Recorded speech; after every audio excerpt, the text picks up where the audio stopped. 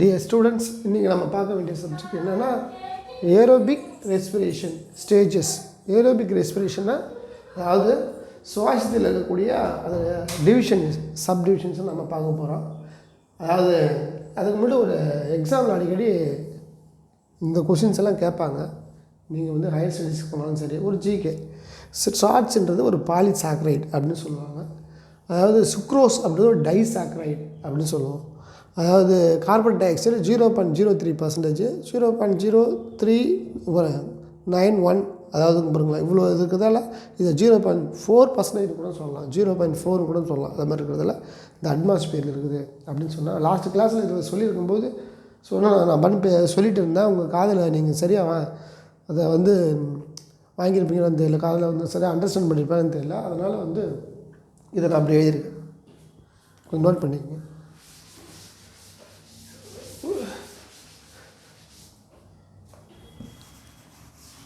இங்கே பாருங்கள், aerobic respiration அப்படின்றது வந்து நம்ம 4 ஸ்டேஜஸாக பிரிக்கிறோம். ஃபஸ்ட்டு வந்து கிளைகாலைசிஸ். ஃபஸ்ட்டு வந்து நம்ம சொல்ல வேண்டியது கிளைகாலைசிஸ் பார்க்க போகிறோம். கிளைகாலைசிஸ்னால் என்ன அப்படின்ட்டு ஃபஸ்ட்டு அதை ஒன்று பார்ப்போம். அதுக்கு முன்னாடி ஒரு பிளான்ட் இருக்குது.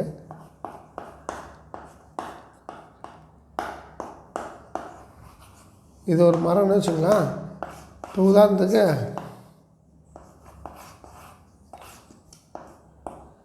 கார்பன் டை இது வந்து பகல் நேரம் இரவு நேரம்னு பிரிக்கும். இது டே அண்டு நைட், இரவு நேரம். இப்போ நாம் என்ன பண்ணுவோம்னா பகல் நேரத்தில் நாம் எடுத்துக்கிட்டால் என்ன பண்ணுவோம், ரெஸ்பிரேஷன் என்ன பண்ணுவோம், கார்பன் டை ஆக்சைடை ரிலீஸ் பண்ணுறோம், ஆக்சிஜனை எடுத்துக்கிறோம். இங்கே என்ன பண்ணால் டே டயத்தில் என்ன பண்ணால் கார்பன் டை ஆக்சைடை அது தாவரம் எடுத்துக்கொள்கிறது.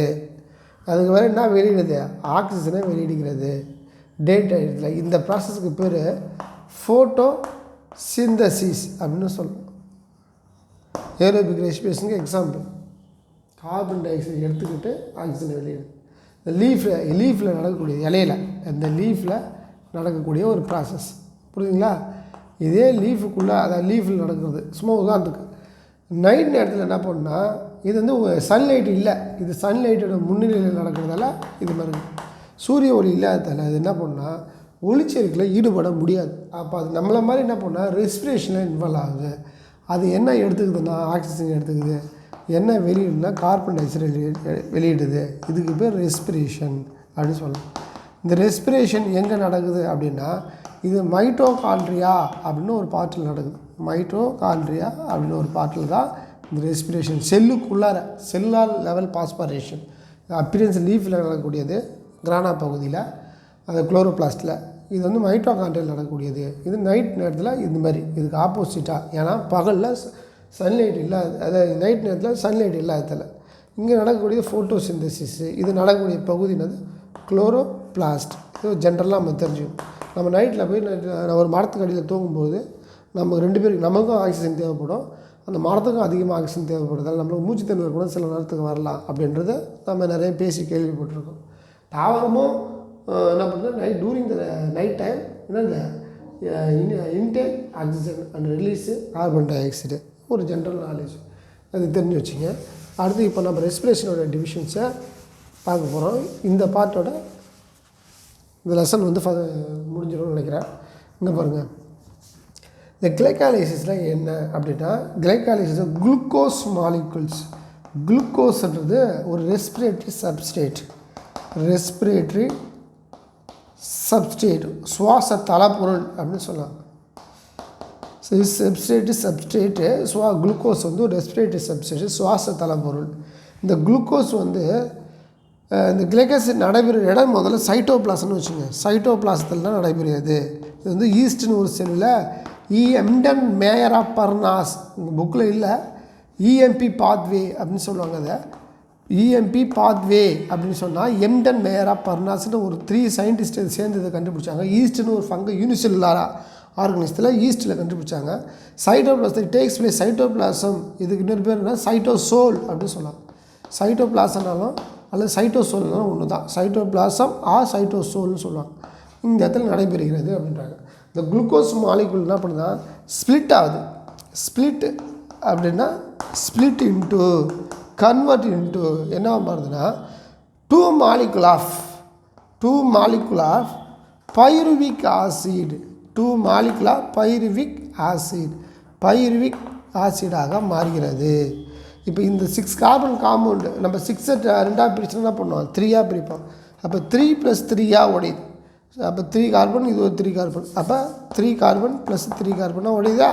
இதுதான் நம்ம வந்து glycolysis. Glucose molecule split into the 3 molecule of pyruvic acid, 2 molecule of pyruvic acid. அந்த பைருவிக் ஆசிட் இருக்கிற எத்தனை கார்பன் காம்பவுண்டு, 3 கார்பன் காம்பவுண்டு. இதுதான் கிளைகாலைசிஸில் நம்ம தெரிஞ்சுக்கணும். இது வந்து ஒரு பேசிக்கான கான்செப்ட். இது எங்கே நடைபெறுகிறது, பேசிக் இது சைட்டோபிளாசத்தில் நடைபெறுகிறது. இது ஒரு 10 ஸ்டெப்ஸ் இருக்குது. இது என்னென்னா ரொம்ப முக்கியமானது என்னென்னா போத் ஏரோபிக் அண்ட் அன்ஏரோபிக், ஏரோபிக்லேயும் இன்வால்வ் ஆகுது அண்டு அன்ஏரோபிக் ரெண்டுலேயுமே இன்வால்வ் ஆகக்கூடியது எது அப்படின்னு கேட்டாங்கன்னா இது காமனாக இருக்குது. போத் ஏரோபிக் அண்ட் அன்ஏரோபிக்கில் காமன் ப்ராசஸ்ஸு, இது ஒரு காமனான ஒரு ப்ராசஸ்ஸு அப்படின்னு நம்ம ஃபஸ்ட்டு நம்ம தெரிஞ்சுக்கிறோம். இந்த கிளைகாலிசிஸ் நம்ம இதில் என்ன தெரிஞ்சுன்னா 6 கார்பன் காம்பவுண்டு 3 கார்பன் காம்பவுண்டு அவங்க உடையிறது தி ஹெல்ப் ஆஃப் ஆக்சிஜன் முன்னிலையில் இதுமாதிரி நடக்கிறது. இது ஏரோபிக் ரெஸ்பிரேஷனில் ஃபஸ்ட்டு ஸ்டெப். இது ஏரோபிக்காக இருக்குது, அன்ஏரோபிக்காக இருக்குது. ஆனால் ஹெட்டிங் என்னது, ஏரோபிக் ரெஸ்பிரேஷனில் ஃபஸ்ட்டு ஸ்டேஜ் என்னன்னா கிளைகாலைசிஸ் அப்படின்னு நம்ம சொல்கிறோம். இந்த கிளைகாலைசிஸில் அதன் பிறகு மற்ற இதை பற்றி நான் டீப்பாக சொல்கிறேன். அடுத்தது வந்து உங்களுக்கு நிறையா இல்லை இதெல்லாம், இது ஒரு சைக்கிள் இருக்குது. இது ஒரு 1 hour டீச் பண்ண வேண்டியது, 1 hour டீச் பண்ணால் தான் உங்களுக்கு புரியும். இன்னும் அதிகமாக ஹையர் கிளாஸஸில் ஒரு ஷார்ட்டாக மட்டும் உங்களுக்கு கொடுத்துருக்காங்க உங்கள் புக்கில், அதை மட்டும் தெரிஞ்சு வச்சுங்க. அடுத்து பைருவிக் டீகார்பாக்சிலேஷன் ரெண்டாவது. இது உங்கள் புக்கில் இல்லை, இது சொல்லாமல் சொன்னால் உங்களுக்கு புரியாது. இருந்தாலும் பைருவிக் டீகார்பாக்சிலேஷன் அப்படின்னு ஒரு பார்ட் இருக்குது. அப்படின்னா என்ன அப்படின்னா ஷார்ட்டாக உங்களுக்கு கிரப் சைக்கிள் கொடுத்துட்டாங்க. பைருவிக் டீகார்பாக்சிலேஷன் பைருவேட் ஆக்சிடேஷன் அப்படின்னு சொன்னாலும் ஒன்று தான், ரெண்டுமே சேம் மீனிங் தான். இதுக்கு இன்னொரு பேர் வந்து லிங்க் ரியாக்ஷன் அப்படின்னு சொல்லுவாங்க. லிங்க் ரியாக்ஷன் அப்படின்னு சொல்லலாம். இது ஏன் அப்படி சொல்கிறாங்கன்னா, இது மைட்டோகாண்ட்ரியா இருக்குன்னா அந்த மைட்டோகாண்ட்ரியாவில் ஏற்கனவே சொல்லியிருக்கேன்.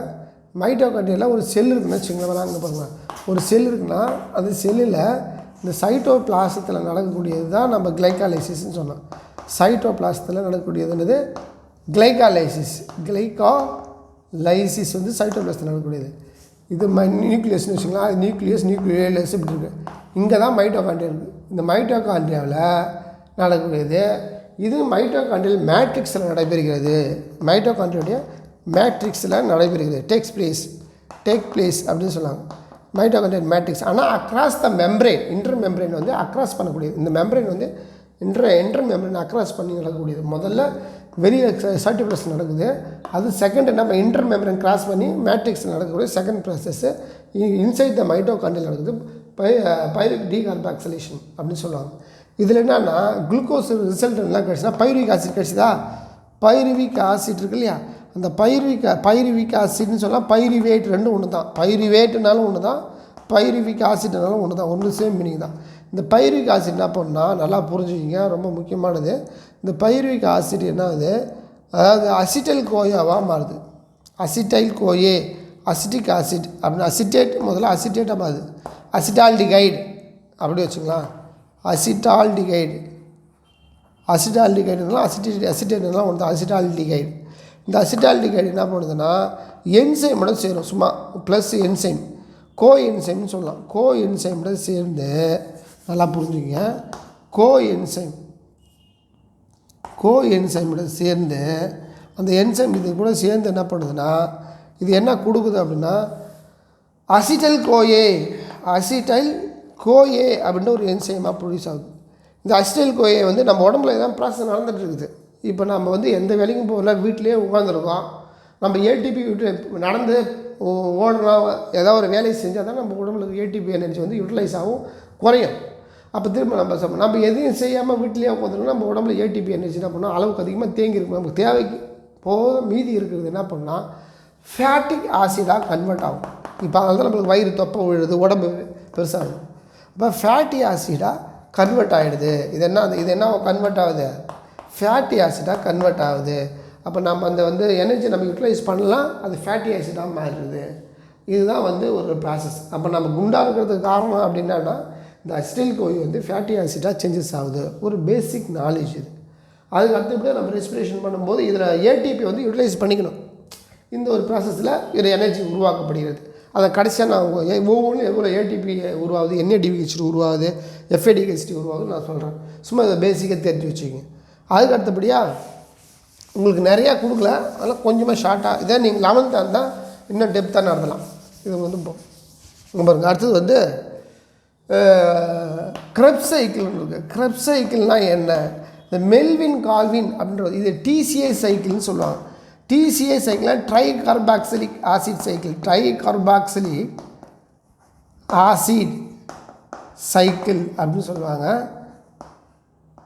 அது சிட்ரிக் ஆசிட் சைக்கிள்னு சொல்லுவாங்க. சிட்ரிக் ஆசிட் சைக்கிள் அப்படின்னு சொல்லுவாங்க. எத்தனை பேர் பாருங்கள், TCA சைக்கிளு க்ரெப்ஸ் சைக்கிளுக்கு ட்ரை கார்பாக்சிலிக் ஆசிட் விரிவாக்கம் சிட்ரிக் ஆசிட் சைக்கிள்னு சொல்கிறாங்க. இது யார் கண்டுபிடிச்சது அப்படின்னா மெல்வின் கால்வின், சரி Adolf Hans Krebs, Adolf Hans Krebs அப்படின்ற ஒரு சயின்டிஸ்ட் கண்டுபிடிச்சார். இவர் எதில் கண்டுபிடினா மைட்டோகாண்ட்ரியோட மேட்ரிக்ஸ் பகுதியில் கண்டுபிடிச்சார். மைட்டோகாண்ட்ரியோட என்ன பண்ணுது, மைட்டோகாண்ட்ரியா அதோடைய மேட்ரிக்ஸ் அப்படின்னு ஒரு பார்ட் இருக்கு இல்லையா, அந்த மேட்ரிக்ஸ் பார்ட்டில் அதை கண்டுபிடிச்சார். இப்போ பாருங்களா, மைட்டோகாண்ட்ரியா மேட்ரிக்ஸ்ன்னு அது இதே இருக்குது. இந்த ஸ்பேஸில் நான் கண்டுபிடி, இந்த மேட்ரிக்ஸ் இந்த ஸ்பேஸில் கண்டுபிடிக்கும். இந்த TCA சைக்கிளை பற்றி நம்ம தெரிஞ்சுக்கிற முன்னாடி இங்கே பாருங்கள், க்ரெப்ஸ் சைக்கிள் இப்போ என்ன பண்ணால் குளுக்கோஸ் ஆச்சு, குளுக்கோஸ் என்ன ஆச்சு பைருவிக் ஆசிடாக மாறிச்சு. பைருவிக் ஆசிட் வந்து என்ன பண்ணோம் க்ரெப்ஸ் சைக்கிளுக்குள்ளே போகணும். இதெல்லாம் process glucose pyruvic acid changes ஆகுது, கிளைகாலைசிஸ். பைருவிக் ஆசிட் வந்து எங்கே உருவாகுது, க்ரெப்ஸ் சைக்கிள் நுழையுது. இந்த க்ரெப்ஸ் சைக்கிள் தான் இது. அப்போ இது வந்து லிங்க் ரியாக்ஷன். அப்போ அந்த கிளைகாலைசிஸும் அதாவது க்ரெப்ஸ் சைக்கிளும் இணைக்கிறது எதுனா அந்த பைருவிக் டீகார்பாக்சிலேஷன் இங்கே இருக்க பாட்டு தான். இப்போ லிங்க் ரியாக்ஷன் பைருவிக் டீகார்டேஷன் சொன்னோம். அப்போ க்ரெப்ஸ் சைக்கிள் வந்துடுச்சு. இப்போ க்ரெப்ஸ் சைக்கிள் வரும்போது இந்த க்ரெப்ஸ் சைக்கிள் எப்படி பாருங்கள், இந்த பைருவிக் ஆசிட் க்ரெப்ஸ் சைக்கிள் என்ன மாறுதுன்னா, இதை ஈஸியாக சொல்லணும்னா என்ன பண்ணால் இங்கே பாருங்கள், இது ஒரு 8 ப்ராசஸில் நடக்கக்கூடிய ப்ராசஸ். இதில் வந்து NADPH2 FADH2 உருவாகுது. இதில் NADH2 அப்படின்னு ஒன்று உருவாகுது, FADH2 அப்படின்ற 2 ப்ராசஸ் உருவாகுது. இந்த 2 NADH FADH ப்ராசஸ் எதில் உருவாகுது, FADH2ன்ற ஒரு ப்ராசஸ்ஸு இந்த க்ரெப்ஸ் சைக்கிள் தான் நடக்கும். இந்த க்ரெப்ஸ் சைக்கிளில் மேட்ரிக்ஸ் பகுதியில் நடக்கிறதால இந்த க்ரெப்ஸ் சைக்கிள் ரொம்ப வந்து அளவுக்கு அதிகமான ATP ப்ரொடியூஸ் பண்ணும். இந்த இடத்துல தான் ATP நிறையா நியூமரஸ் ATP ப்ரொடியூஸ் ஆகிறதில்ல. அதை வந்து நம்ம வந்து க்ரெப்ஸ் சைக்கிள் வந்து ரொம்ப அதிக முக்கியத்துவம் கொடுத்து படிக்கிறாங்க. புரியுதுங்களா? இந்த க்ரெப்ஸ் சைக்கிள் வந்து எங்கே இருக்குன்னா மைட்டோகாண்ட்ரியா மேட்ரிக்ஸில் இருக்குது. இது நிறையா பார்ட் இருக்குது. அது நிறைய சொன்னால் உங்களுக்கு கொஞ்சம் கன்ஃபியூஸ் ஆகுவீங்க. இது ஷார்ட்டாக மட்டும் சொல்லிக்கிறோம். குளுக்கோஸில் வந்து குளுக்கோஸ் பைருவிக் ஆசிடாக மாறும். இப்போ ஈஸியாக உங்களுக்கு புரிய வைக்கணும்னா, இப்போ பைருவிக் ஆசிட்னு வச்சுங்களேன், பைருவேட் அப்படின்னா இது வந்து ஒரு 3 கார்பன் காம்பவுண்டுன்னு வச்சுங்களேன். இந்த பைருவிக் ஆசிட் 3 கார்பன் காம்பவுண்டாக மாறினா இந்த பைருவேட் என்ன மாறினா க்ரெப்ஸ் சைக்கிளுக்கு மாறுது. க்ரெப்ஸ் அதாவது அசிடைல் கோய, அதாவது பைருவேட் வந்து கார்பன் டை ஆக்சைடு வந்து ரிமூவ் ஆகும். அதாவது CO2 வந்து இந்த பைருவேட் வந்து oxidation of pyruvic acid, oxidation of pyruvate to form to reduce என்ன பண்ணால் பைருவேட் என்ன பண்ணால் ரெடியூஸ் இது டு ஃபார்ம் என்ன பண்ணால் to reduce carbon di oxide and water carbon di oxide reduce பண்ணி ஃபார்ம் பண்ணி எதை ஃபார்ம் பண்ணுது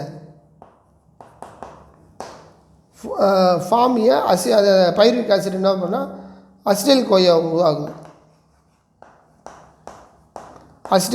உருவாகுது. இது வந்து ப்ராசஸ் வந்து நம்ம பைருவேட் டீஹைட்ரேஜனேஷன், அதாவது பைருவேட் ஆசிட் வந்து அசிடைல் கோயாவாக மாறுது. இந்த அசிடைல் கோயா என்ன பண்ணால் இது ஒரு 2 கார்பன் காம்பவுண்டு, இது 3 கார்பன் காம்பவுண்டு. நல்லா புரிஞ்சுக்க, இது 3 கார்பன் காம்பவுண்டு. இதில் ஒரு கார்பன் மைனஸ் ஆகிடுது. அப்போ இது ஒரு 2 கார்பன் காம்பவுண்டு. இந்த 2 கார்பன் காம்பவுண்டு என்ன பண்ணால் திரும்ப என்ன பண்ணால் ஒரு ஆக்சலோ அசிட்டிக் ஆசிடோட சேருது. Oxalo acetic acid 4 carbon compound. அப்போ அந்த 2 கார்பன் இந்த 4 கார்பன் சேர்ந்து 6 கார்பன் காம்பவுண்டாக உருவாகும். அந்த 6 கார்பன் காம்பவுண்டாக உருவாகுறது தான் சிட்ரிக் ஆசிட்னு சொல்லுவாங்க. இப்போ சிட்ரிக் ஆசிடாக முதல்ல உருவாகும். இந்த சிட்ரிக் ஆசிட் என்ன பண்ணால் அது 6 கார்பன் காம்பவுண்டு. சிட்ரிக் ஆசிட்ன்றது 6 கார்பன் காம்பவுண்டு. இது வந்து ஒரு பெரிய ப்ராசஸ்ஸு. இங்கே பாருங்கள், இதில் ஆக்சிடேஷன் ஆஃப் NADH2 உருவாகும். சும்மா ஒரு ஷார்ட்டாக சொல்லணும்னா குளுக்கோஸு பைரிக் ஆசிடாக மாறிச்சு. பைரிக் ஆசிட் கிரெப் சைக்கிளுக்குள்ளே போகுது. கிரெப் சைக்கிள் மூலமாக என்ன பண்ணோம், கிரெப் சைக்கிள் என்ன நடக்குதுன்னா அசிடைல் கோயன்னு ஒரு அந்த பைரிக் ஆசிட்லேருந்து இங்கே அசிடைல் கோயை உருவாகுது. அதுக்கு இடையில் கார்பன் டை ஆக்சைடு என்ன பண்ணணும், ஆக்சிடேஷன் நடக்குது. NADH2 ஆக்சிடேஷன் நடக்குது, அசிடைல் கோயை உருவாகுது. 2 கார்பன் காம்பவுண்ட் 3 கார்பன் காம்பவுண்ட் வந்து 1 கார்பன் மைனஸ் ஆகிட்டா 2 carbon compound acetyl coenzymes. 4 oxaloacetic acid சேர்ந்து சிட்ரிக் ஆசிட் வரும். Citric acid, cis aconitic acid, isocitric acid, alpha ketoglutaric acid, succinyl CoA, succinic acid, succinyl CoA, succinic acid, fumaric acid, malic ஆசிட்னு சொல்லி கடைசியாக ஒரு அந்த cycle வந்து finish ஆகிடும். அது வந்து உங்களுக்கு பெரிய லெவலில் போகுது. உங்களுக்கு ஷார்ட்டாக சொல்கிறது தான் எப்படி சொல்கிறதுன்னு தான் யோசிக்கிறேன் நான். இதுதான் உங்கள் புக்கில் இருக்குது, அதிகமாக இல்லை. இதில் வந்து இந்த சிட்ரிக் ஆசிட் 6 கார்பன் காம்பவுண்டு உருவாகுது அப்படின்னு சொல்கிறேன். இது வரைக்கும் தான் அவங்க புக்கில் ஷார்ட்டாக போட்டிருக்காங்க. இது வரைக்கும் உங்களுக்கு போதும்னு நினைக்கிறேன். அதுக்கு எலக்ட்ரான் டிரான்ஸ்போர்ட் செயினுக்கு நம்ம போயிடலாம். இங்கே பாருங்கள், ஷார்ட்டாக சொல்கிறதுக்கு யோசிக்கிறேன், இது ரொம்ப டீப்பாக போகும். ஷார்ட்டாக ETC, அடுத்து ETC அப்படின்னா 4th ஒன்று. ETCனா electron transport chain. Electron transport chain, electron transport செயின்றது எளிமையாக சொல்லலாம், இது ஆக்சிடேட்டிவ் பாஸ்பாரிலேஷன் நடக்கக்கூடிய பகுதி எதுன்னா இந்த electron transport chain. Oxidative phosphorylation oxygen உதவியோட ADP, அதாவது ADP ஆனது ஒரு பாஸ்பேட் சேர்ந்து ATPயாக சேஞ்சஸ் ஆகுது.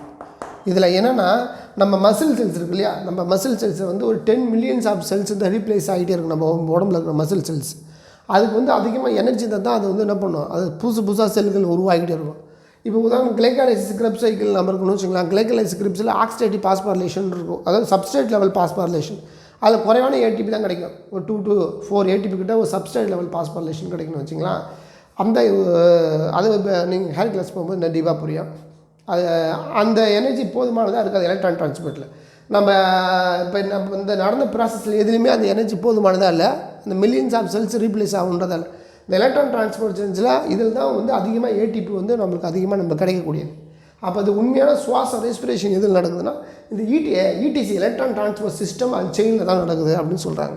அப்போ இதில் எப்படி இப்போ ப்ராசஸ் நடக்குது அப்படின்னா, இப்போ உதாரணத்துக்கு இதில் கிளைகாலைசிஸ் அப்படின்னா கிளைகாலைசிஸு கிரெப் சைக்கிள், இது பைருவிக் ஆக்சிடேஷன் அப்படின்னு வச்சுக்கலாம். இது ஒன்று. அடுத்து வந்து கிரெப் சைக்கிள். இது மூணுலேயும் நம்ம வந்து கிரெப் சைக்கிள் இது மூணுலேயும் என்ன பண்ணால் இதில் வந்து ஒரு நிமிஷம் புரிஞ்சுங்க.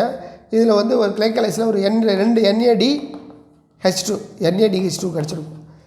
பைருவிக் ஆசிடில் ஒரு 2 NADH2 கிடச்சிருக்கும். உதாரணத்துக்கு சொல்கிறேன், இந்த இதில் வந்து ஒரு 6 NADH2 கிடச்சிருக்கும். NADH2 கிடைக்கும். மொத்தம் வந்து எத்தனை 10 NADH2 கிடைக்குது. இந்த 10 NADH2 அது இல்லாமல் அந்த இது கூடவே ப்ளஸ் கிரெப் சைக்கிளில் வந்து 2 FADH2 கிடைக்கும்.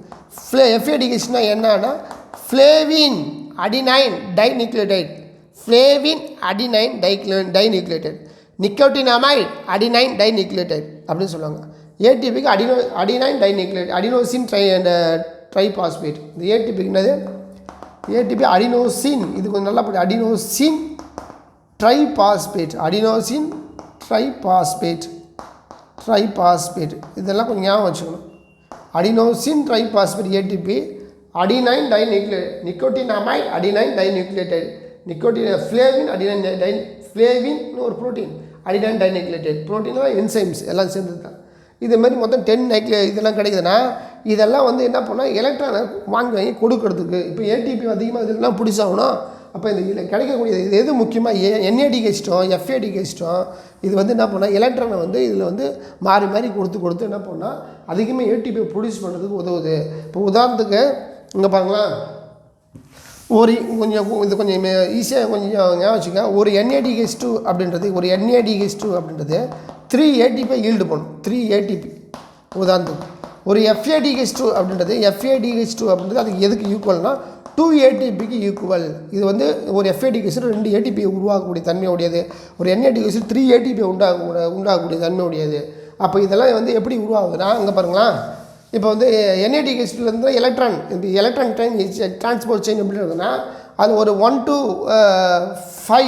5 வந்து காம்ப்ளெக்ஸ் ப்ராசஸ் இருக்கும். ஒரு காம்ப்ளெக்ஸான ஒரு ப்ராசஸ். அந்த 1 காம்ப்ளெக்ஸ் 2 காம்ப்ளெக்ஸ் 3 காம்ப்ளெக்ஸ் 4 காம்ப்ளெக்ஸ்ன்னு இருக்கும். அதில் வந்து என்ன பண்ணால் இந்த NADH2 FADH2 இருக்குது. NADH2 FADH2 வச்சுங்களா. இது வந்து என்ன பண்ணால் 1 3 4 அப்படின்னு இருக்கும். இதில் வந்து 2 3 4 அப்படின்னு ஒரு ப்ராசஸ்ன்னு வச்சுக்கலாம். இப்போ இது எலக்ட்ரான் டிரான்ஸ்போர்ட் மாற்றி கொடுத்தா தான் ATP உருவாக்க முடியும். அப்போ என்ன பண்ணால் அதில் மொபைல் கேரியர்னு ஒன்று இருக்குது. இது எலக்ட்ரான் டிரான்ஸ்போர்ட் பண்ணக்கூடியதுன்னு வச்சுக்கலாம். மொபைல் கேரியர் அப்படின்னு ஒன்று இருக்குது. மொபைல் கேரியர்னால் என்ன அப்படின்னா உபிகுயினோன் 2 இருக்குது. இதெல்லாம் உங்களுக்கு இல்லை இருந்தாலும் அப்புறம் உபிகுயினோன் உங்களுக்கு புரியுறதுக்காக உபிகுயினோன் கோக்யூன்னு சொல்லுவாங்க அது என்சைம்ஸு. அது சைட்டோக்ரோம் என்சைம்ஸ் இதெல்லாம் சைட்டோக்ரோம் C இது ரெண்டும் வந்து என்ன பண்ணால் இப்போ உதாரணத்துக்கு இது வந்து இது ரெண்டு யூசஸ் என்னன்னா இப்போ 1லேருந்து 3 3க்கு வந்து எலக்ட்ரானை சேஞ்ச் பண்ணி கொடுக்கும். இப்போ 3லேருந்து என்ன பண்ணோம் 4th எலக்ட்ரானை சேஞ்சஸ் பண்ணி கொடுக்குது. இதுமாதிரி சேஞ்ச் பண்ணி கொடுத்துக்கும்போது தான் ATP ப்ரொடியூஸ் ஆகுது. இப்போ இந்த NADH FADH எதுலேருந்து கிடச்சிது மேலே சொன்ன கிளைகாலைசிஸு ஆக்சிடேட்டிவ் டீகார்பாக்சிலேஷன் அதாவது பைருவேட் ஆக்சிடேஷனில் கிரப் சைக்கிள்லேருந்து அந்த எனர்ஜி கிடச்சிது. அந்த மொத்தம் 10 NADH2 அதாவது 10 NADH2 2 FADH2 ரிசல்ட் என்ன கிடச்சிது 10 NADH2 கிடச்சிது. NADH2 2 FADH2 நம்ம அங்கே 2 FADH2ன்றது என்னது கிரப் சைக்கிள்லேருந்து கிடச்சிது. இதெல்லாம் சேர்ந்து தான் இந்த ATP உருவாக்குறது ஹெல்ப் பண்ணுது எலக்ட்ரான் டிரான்ஸ்போர்ட் செயினில் அப்படின்னு சொல்கிறாங்க. கடைசியாக என்ன பண்ணால் ஆக்சிஜன் அப்படின்னா ultimate source of electron ultimate source of electron அப்படின்னு சொல்லுவாங்க. இது வந்து electron acceptor ultimate source of electron acceptor சொல்லுவாங்க. Electron ultimate source of electron அக்செப்டர்னா டு ரெடியூஸ் இது முக்கியமாக டு ரெடியூஸ் H2O வாட்ரு அப்படின்னு சொல்லுவாங்க. எப்படின்னா அப்புறம் ஆஃப் ஓட்டுன்னு இருக்கும். அந்த எலக்ட்ரானை கொண்டு என்ன பண்ணால் 2 எலக்ட்ரான் இருக்கும். அது வந்து இதில் 2 புரோட்டான் இருக்கும் வச்சுங்களா 2 புரோட்டான். இதெல்லாம் என்ன பண்ணால் சேர்ந்து என்ன பண்ணால் இந்த எலக்ட்ரானும் புரோட்டானும் சேர்ந்து டு ரெடியூஸ் டு ஃபார்ம் என்ன பண்ணால் H2Oன்ற அமைப்பை இது உருவாகுது. இதுமாதிரி அதுதான் கடைசியாக ஃபைனலாக end stage of the electron transport chain H2O அதான் சொன்னாங்க. இப்போ ஆக்சிஜன் அல்டிமேட்லி என்ன பண்ணுதுன்னா சோர்ஸ் ஆஃப் எலக்ட்ரான் அக்செப்டர் அதிகமாக எலக்ட்ரானை வந்து அக்செப்ட் பண்ணிக்கிட்டு டு ரெடியூஸ் என்ன பண்ணால் என்ன பண்ணால் H2O வாட்டராக ரெடியூஸ் பண்ணி விட்டுறது கடைசியாக அப்படின்னு சொல்கிறாங்க. இதுலேருந்து என்ன தெரிஞ்சுக்கணும்னா கிளைகாலைசிஸு கிரப் சைக்கிள் இது oxidative glycolysis oxidative decarboxylation of pyruvic acid Krebs cycle இது 3மே கிடைக்கக்கூடிய அந்த NADH2 FADH2 மூலிமா அடுத்தது என்ன பண்ணால் ATP நிறைய உருவாக்குறதுக்கு எலக்ட்ரான் டிரான்ஸ்போர்ட் செயின் மூலிமா தான் உருவாக்க முடியும். அது மூலிமா எப்படி உருவாக்குறது ஒரு அவுட்லைனாக நம்ம தெரிஞ்சுக்கிட்டோம். இதுதான் நம்ம உங்கள் புக்கில் இருக்கிறது மட்டும். நெக்ஸ்ட் அடுத்த கிளாஸில் பார்க்கலாம். Thank you dear students.